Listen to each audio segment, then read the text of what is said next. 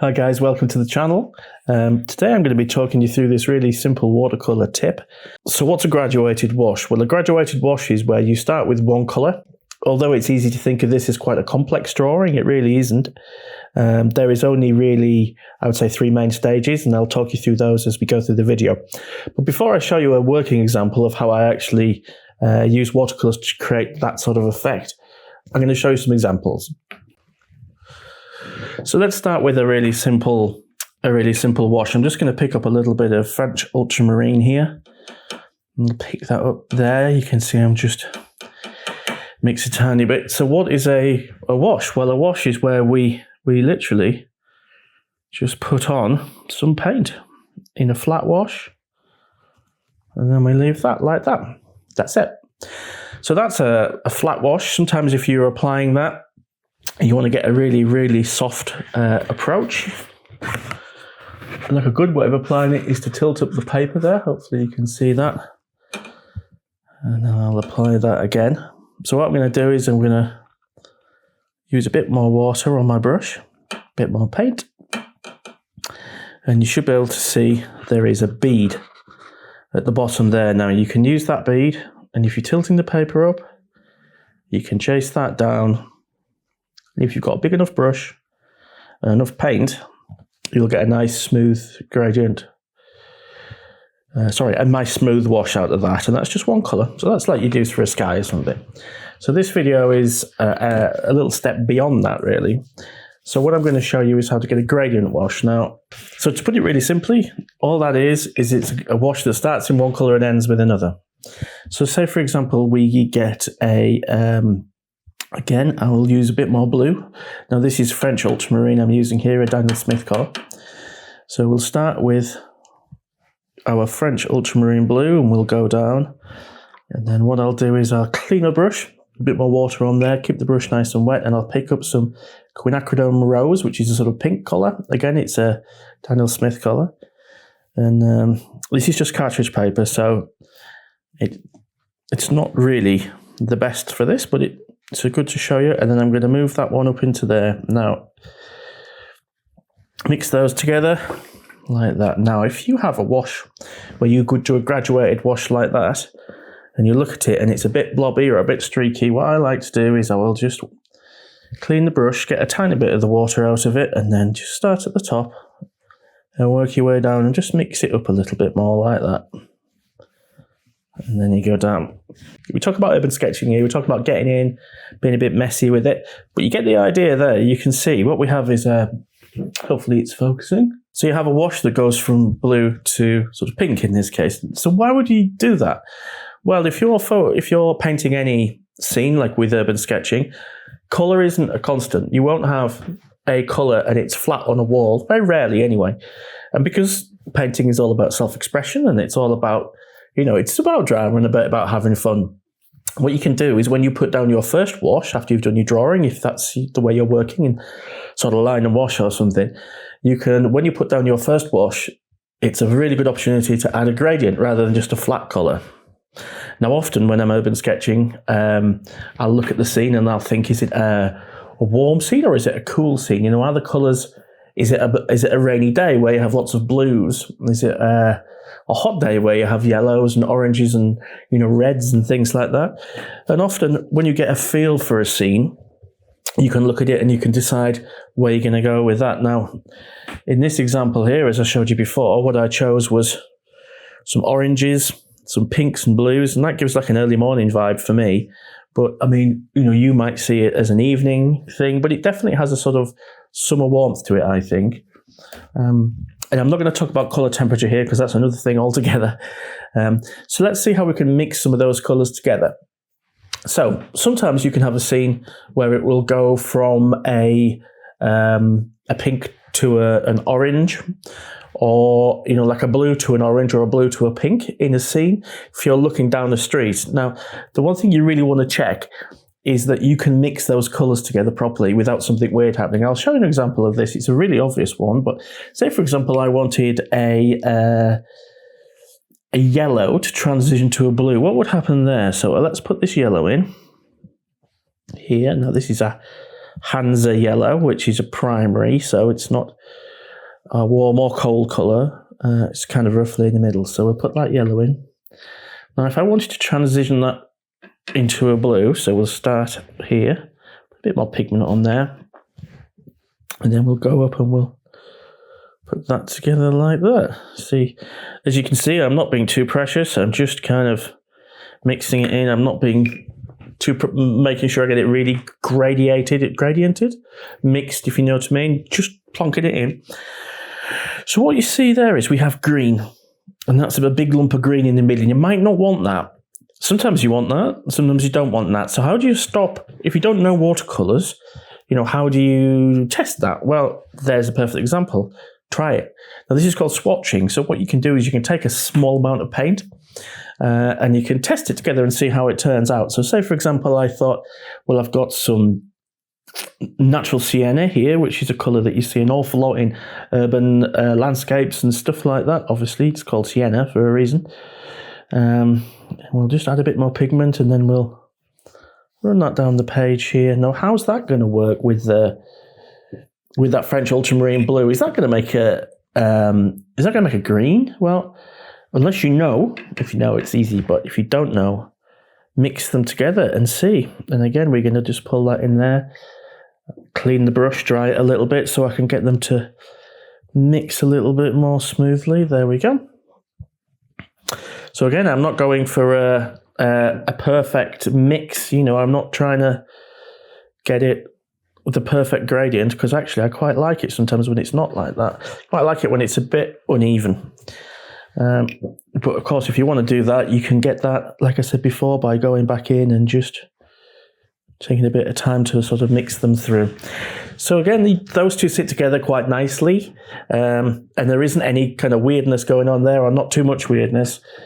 So you can try that with some other colours. So let's have a look at some more. We'll do a bit more swatching and we'll see how they sit together. And these are some quite interesting colour mixes that I do use quite often. So I'm working here with Daniel Smith paints, and they all have their own names and their own, qualities, whether it's granulation or colour fastness. You might be working with different paints, but I would always suggest try doing some of these swatches, try doing some of these gradients, and just see what sort of vibe you're getting from the paint you put down. Now, as you can see from the example I've showed you before, what I've done there is I've started with a French ultramarine blue, which is quite a rich blue there, and I've transitioned into this quinacridone rose there. I might just put a little bit more of that bright pigment in the middle. And then I've gone in with a tiny bit of this transparent Pyrrole orange, which is sort of, again, a slightly sunnier version of that. And then finally I've finished off with some quinacridone gold there. And it's when you put them together like that, it does look like a bit of a crazy rainbow, but over a big wash. And I'll just start with a bit more blue there. There we go. I'll just pull all that through there. There we go. So as you can see, it looks like a bit of a crazy rainbow colour there, but when you apply that to an actual drawing as a base coat, it can be really, really effective. Now, other ways of doing this, if you want to be slightly less rainbow, is you can start with a colour. So say, for example, if you were doing a pan-tile roof or something, you wanted a square, but with a little bit more interest in it. So I'm going to just draw this pan-tile roof here. And this is a roof on top of a building. Now, you'll have seen me use this technique on previous watercolours, but I might not have pointed it out to you in such an obvious way. So in this corner here, you might have a little bit of quinacridone, and you might have a little bit of a transparent red oxide, maybe a little bit of brown in this top corner here. And then you could even go quite dark. You could put in a couple of spots of a Van Dyke brown or something if you have like a dark area up by the chimney. There we go. Now, obviously that's going to kind of settle down after a couple of minutes and chill out and all mixing. And it's just so much more interesting than having a flat colour for roofs, which is just a flat orange. And that is the whole thing about watercolour, really, is it does some really interesting things when it mixes, and that's the whole advantage of watercolour over using something like markers, which again you can layer up. But the thing about using watercolour for me is it's this transparency, it's liquid, it moves, it's got a life of its own, and that's why it's really important to use those characteristics in your art. And the very first thing I did with this paint when I got this new palette is I started to swatch. And you can see here, this French ultramarine, it was a different version of the one I have now, and it was a highly granulating one. And I was pre-mixing some stuff in a palette, and then I was just applying it directly, and you get these crazy results from that French ultramarine. And then I'm mixing some greens and trying them with some blues and some Van Dyke browns, and just seeing which colours work together, really. And it's really important to do that. I think swatching is a really fun thing to do. So here's a good example where we have a Daniel Smith French ultramarine, and this is granulating pigment. And then they do another version which is called extra fine, which doesn't granulate. And there's a big difference between the two of those. And if you kept getting this huge amount of granulation, you'd be thinking, what's wrong? Why does it look like that? So swatching is a great way of understanding things like, granulating paint. Don't think there's any more of those swatches in here.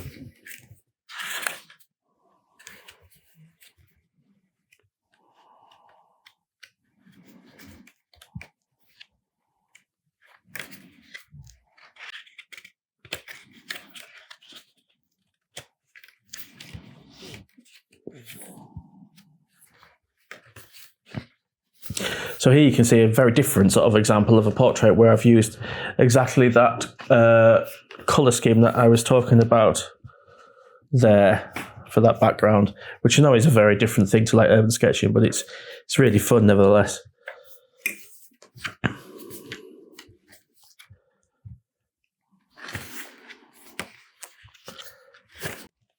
So now we can go back and just have a look at these that have settled down a bit now that they have dried. And as they dry, they're going to go paler. So don't worry if you're doing swatching and it looks a little bit quite bold, that will settle down as the paint dries. So yes, I would say get your paints out, do some swatching. Start off by you don't have to do huge areas. Start with a sort of playing card area, that sort of size, or a credit card, and start from one side and just make your way over to the other side with a single colour. And get used to just doing one colour, and then do two, and then try three, and try four. And what you'll find is brush size makes a big difference. Obviously, I'm not going to go into all this here because there's a million sort of YouTube videos in this video alone, really. But brush size makes a big difference. The amount of paint that you need to mix is a key part of it as well. So that's a really good skill to learn. And there's a lot of like secret little nubbins of knowledge that you can get from just the simple exercise of swatching. So should we go ahead and draw this bicycle in Paris? That'll be a fun one, won't it?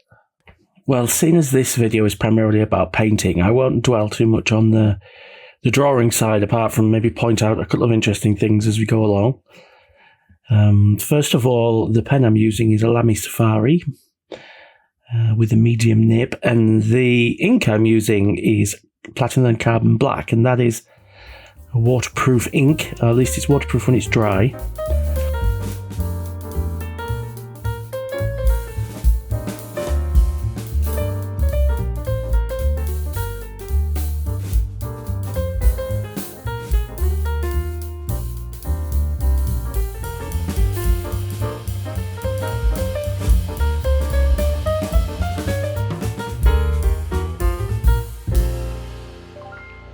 Blue into pink into orange, because that was I envisaged the hot spot really to be on the steps for this. So that was where the hot yellow colour was going to be, and then I wanted it to sort of fade off into that top right hand corner to a colder sort of colour.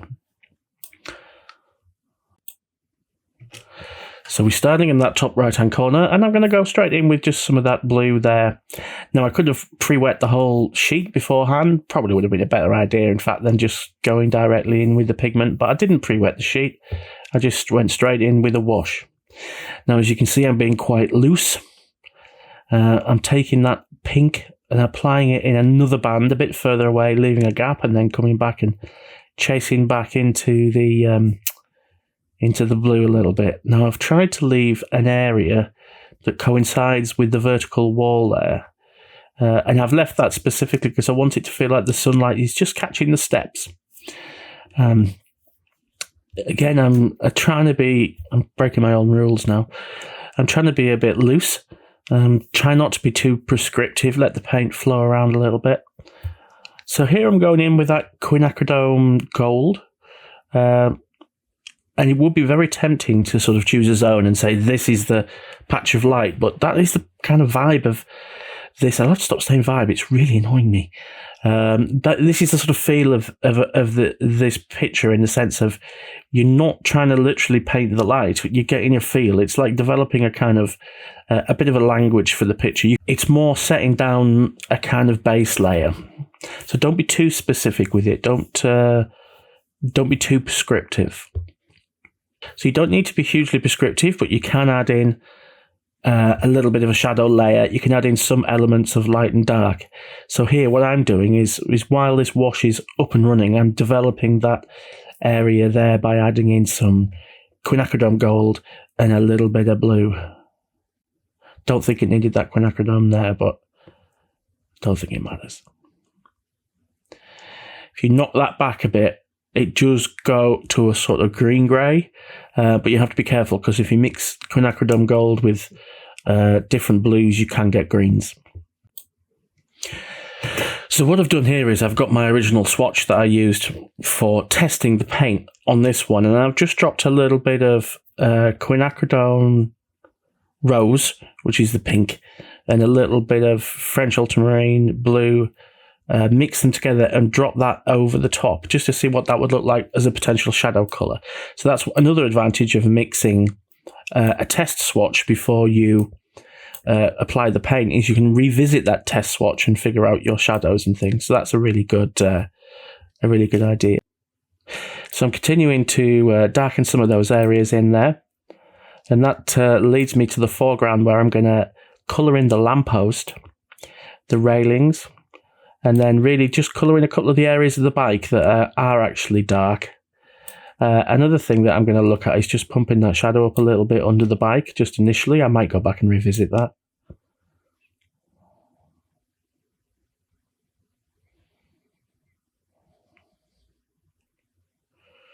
So I'm starting to add a little bit more shadow now. Oh no, I'm not. I'm adding green.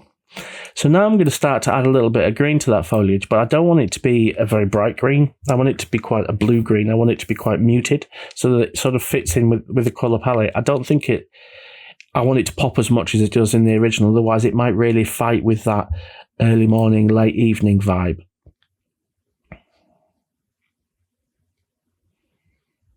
So I'm adding in just a few little extra details here. There's quite a lot of like little detailed touches that are going in, just to add in some little elements. And then really the final part is darkening down those railings there. And the final part is really thinking about what I'm going to do with the ground, because so we have this pattern on the original photograph. So we have this pattern on the floor of the original photograph, and I want to try and get a bit of a feeling of that, but I also want to use the opportunity of just adding some more interest in that floor area. So what I'm going to do is I'm going to choose some sympathetic colours that I've used, but I'm going to use pretty pure pigment versions of them. So I'm not mixing them, I'm not doing anything fancy. I'm taking the quin gold and I'm taking that quin rose, and I'm just going to bob them straight in, perhaps with some Van Dyke brown. This isn't a subtle technique. I'm going to make some splashes. I'm going to drop in a little bit of ultramarine mixed with other stuff to make purple with the quin gold. And I'm going to make some splashes as well, maybe some splashes of the quinacridone gold there. I just want some texture in the ground. Now, I think that might actually be probably a bit too much. Certainly looking at it, there it is. But when it dries, hopefully it won't be quite as bombastic as it looks there. So there we go, much better. I was right. It's almost like I know what I'm talking about. So then with the trusty gel pen, I'm going to go in and tidy up those window frames, because often if you're petting them in quickly, they can get a bit scruffy. I'm going to add in some dots of sort of just subtle colour highlights on the foliage, or it might be just a few flies buzzing around. I'm going to probably add in a few little dots of white gel pen on the bike and on the lamppost, because they're glossy. And, oh yeah, on the mudguard as well. Now looking at this again, so of course I'm going to sign that because I really do like this. I'm quite proud of it. So I'll sign that, and then we can have a look at the original and maybe have a few close-ups. So starting at the top of the image there, you can see some of the detail in the architecture isn't really that well rendered, really. It's just a sort of suggestion. The areas where you have repeating patterns, such as the balconies, I have tried to be reasonably accurate, really, in terms of those areas where when the patterns repeat, there is a little bit of accuracy, because I think that does give a sense of, realism, but not a great deal. They are still a little bit wonky here and there. The foliage has been done. The foliage has been done the same. It's regular shapes, but it's not by any means accurate. But it is, I guess. But I think the thing that's worked quite well there is doing the foliage first and then drawing the trellis back in behind it. It really does look like it's sitting in front of that, and I think that's quite cool. Right, so moving our way down again, the lamppost is good. I think that's worked really well. And the bicycle, again, it's a bit wonky, but in a really quite pleasing way.